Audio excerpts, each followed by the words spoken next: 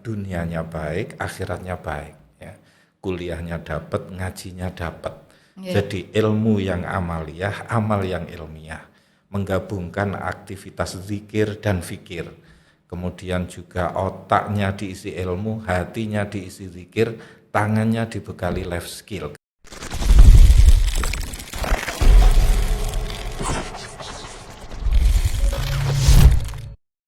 Assalamualaikum warahmatullahi wabarakatuh. Ketemu lagi dengan saya Zulaikah dalam acara podcast Blog Agung, media informasi dan inspirasi.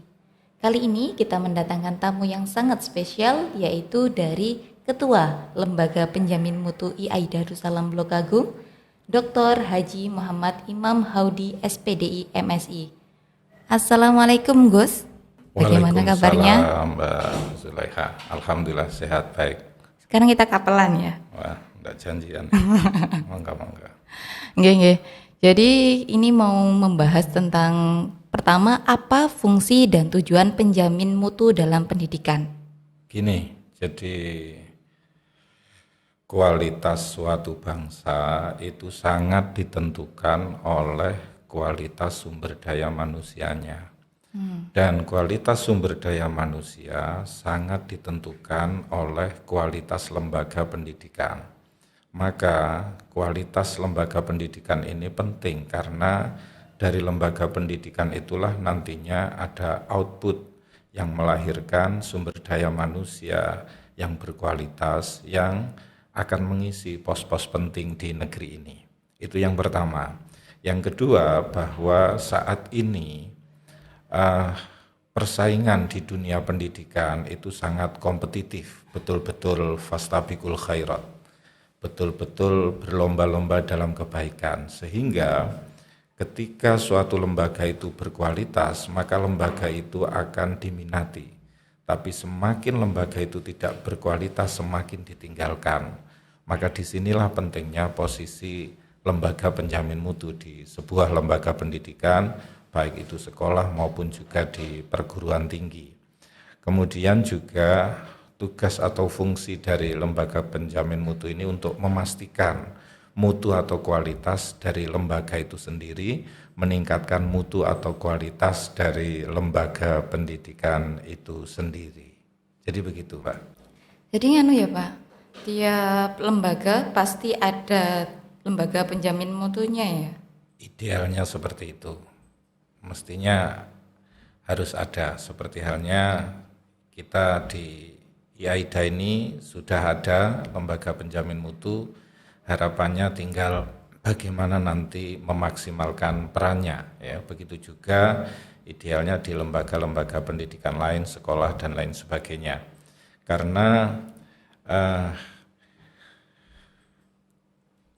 kualitas ini dimulai dari sebenarnya ketika mulai muncul namanya total quality management atau manajemen mutu terpadu, di mana itu diterapkan di perusahaan-perusahaan atau industri. Tapi kemudian dalam perkembangannya yang lembaga pendidikan itu non-profit oriented juga menetapkan pentingnya total quality management atau manajemen mutu terpadu ini atau manajemen mutu sekolah. Jadi penyebutannya bisa berbeda-beda tapi substansinya hampir sama. Maka di mana total quality management itu berpusat kepada kepuasan pelanggan, maka sekolah atau lembaga pendidikan ini juga harus memperhatikan need customer education, yaitu kebutuhan para pelanggan pendidikan. Kalau kemudian pelanggan pendidikan ini terpuaskan, ini menunjukkan kualitas suatu lembaga pendidikan itu baik, begitu. Selama ini itu Pak, sistem pendidikan kan terus berubah-ubah. Itu banyak keluhan dari para pendidik. Kenapa sih sistem kok berubah-ubah gitu? Jadi kalau kita belajar di usul fikih, itu ada sebuah kaidah yang berbunyi tasarruful imam ala ro'iyati manutun bil maslahah. kebijakan seorang pemimpin terhadap rakyatnya itu didasarkan atas kemaslahatan.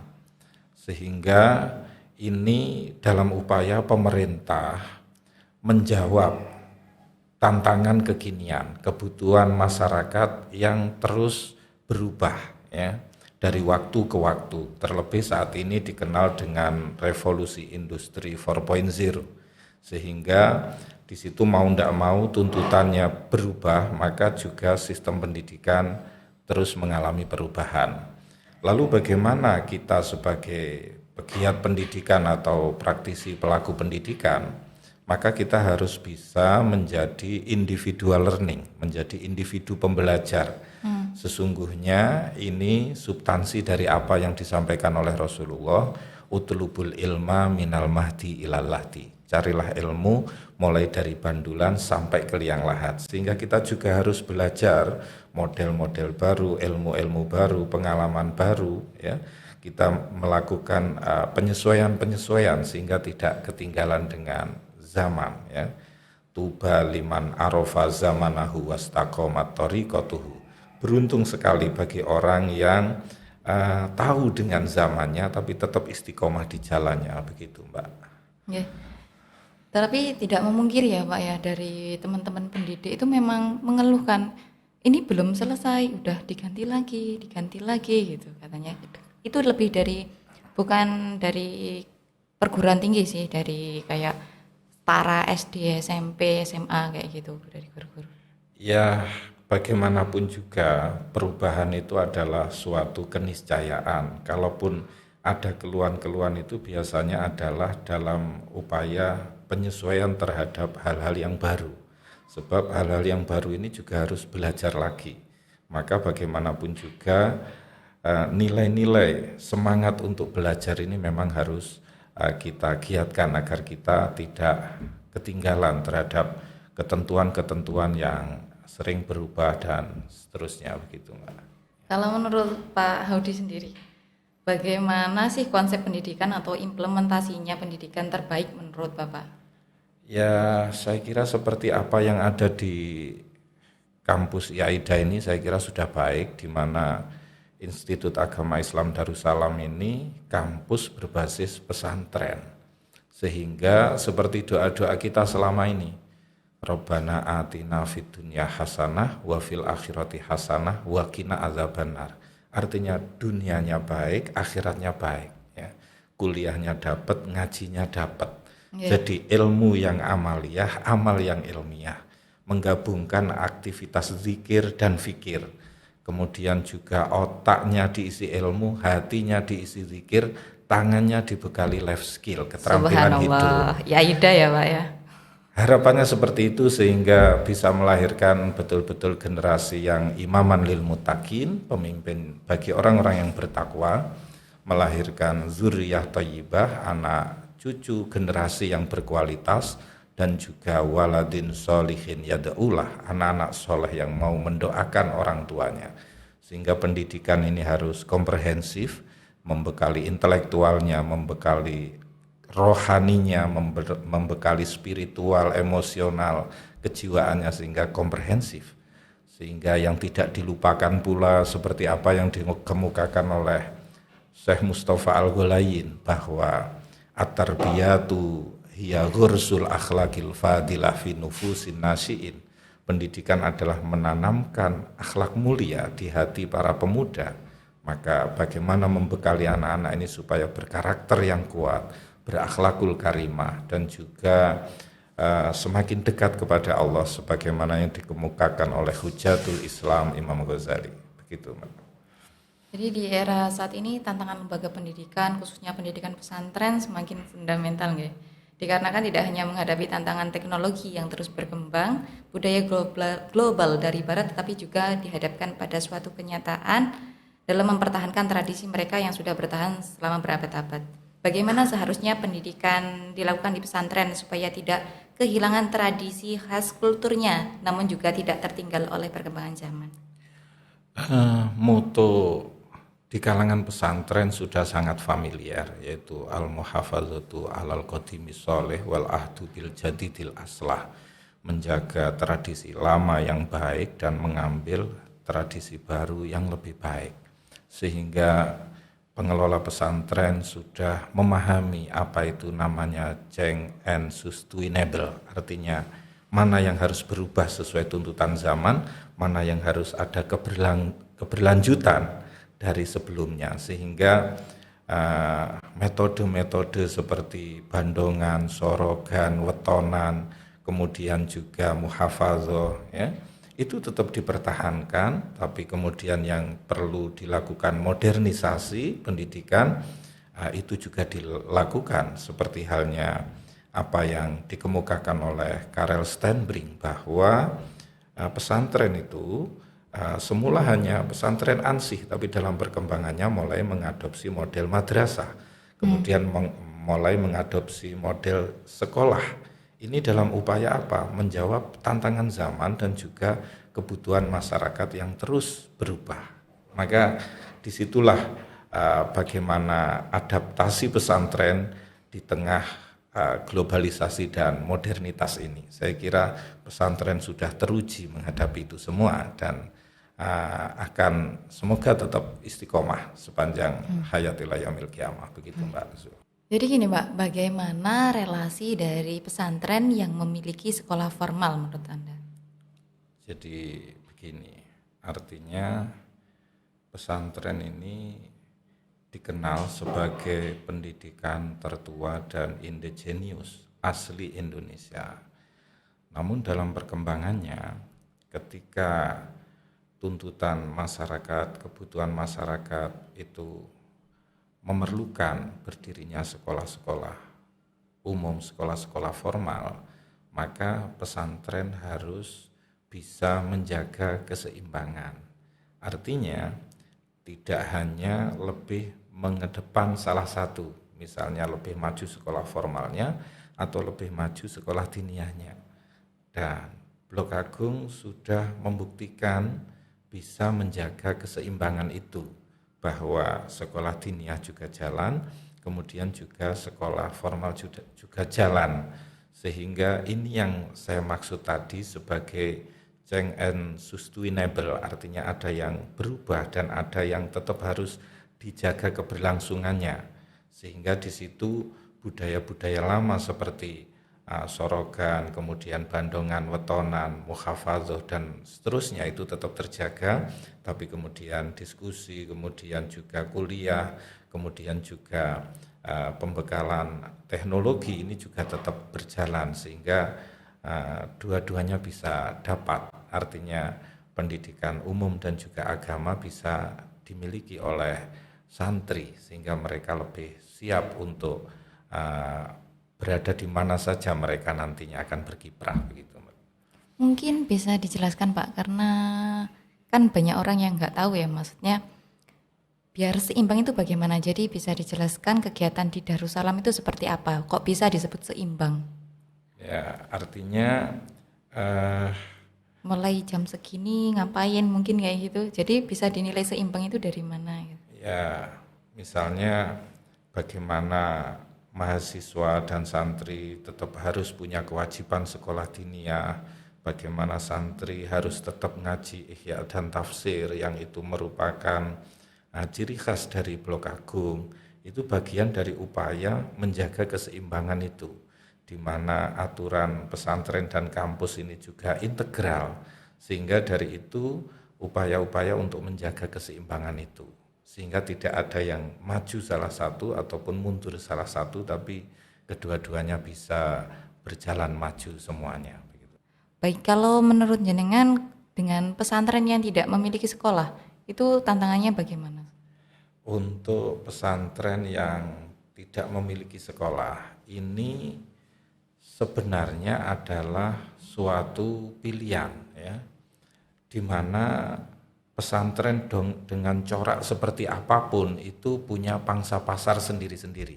Maka pesantren itu sangat variatif, ada pesantren salafiyah, ada pesantren terpadu, ada pesantren modern, itu punya pangsa pasar sendiri-sendiri dan mengeluarkan output sendiri-sendiri. Yang terpenting bagaimana kita mencari titik temunya untuk bisa saling bersinergi. Maka kemudian misalnya Nahdlatul Ulama punya Robitoh Ma'ahid Islamiyah, persatuan pesantren-pesantren untuk bisa bekerja sama dalam hal-hal tertentu untuk maju bersama begitu. Nah, masih ada Pak pesantren yang nggak memiliki sekolah, kayaknya sekarang kan hampir semua ya. Masih ada beberapa pesantren yang mempertahankan nilai-nilai salafiyah dengan tidak mendirikan sekolah formal, masih ada.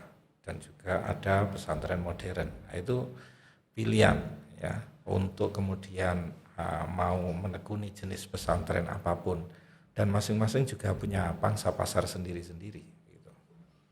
Jadi kan tantangan lulusan terbaik seharusnya harapannya menjadi leader ya Pak. Tapi kebanyakan kali ini tuh teman-teman dari lulusan sarjana itu lebih memilih tuh nggak jadi leader tapi jadi bawahan gitu. Jadi bahasanya karyawan. Bagaimana menurut jenengan tentang adanya hal tersebut? Jadi kampus, lembaga pendidikan ini hanya bisa membekali saja. Adapun kemudian dia mau terjun di mana sesuai passionnya, itu adalah suatu pilihan. Ya.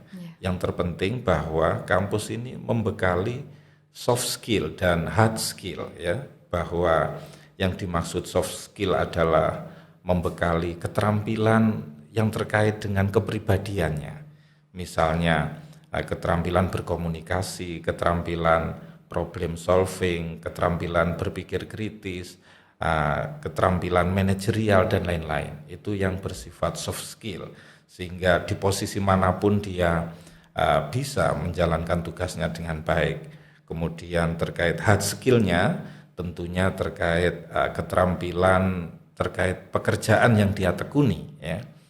Misalnya guru berarti pendidikan, kemudian juga dakwah dan seterusnya, ekonomi, perbankan, ini yang terkait hard skill. Nah, kalaupun kemudian terkait pekerjaan yang ditekuni, ini sesuai passionnya, ini monggo, ya. Walaupun misalnya tidak linear dan lain sebagainya, tapi yang terpenting bekal-bekal yang bersifat dasar ini sudah dipegang. Karena kata mahfuzat kun rojulan rijluhu fil ardi wa himmatuhu fis suraya. Jadilah engkau seseorang yang kakinya berpijak di bumi dan cita-citanya setinggi bintang soraya. Sekarang ini apa yang tidak mungkin? Mau santri jadi pejabat publik banyak, ya. Mau santri menjadi entrepreneurship banyak.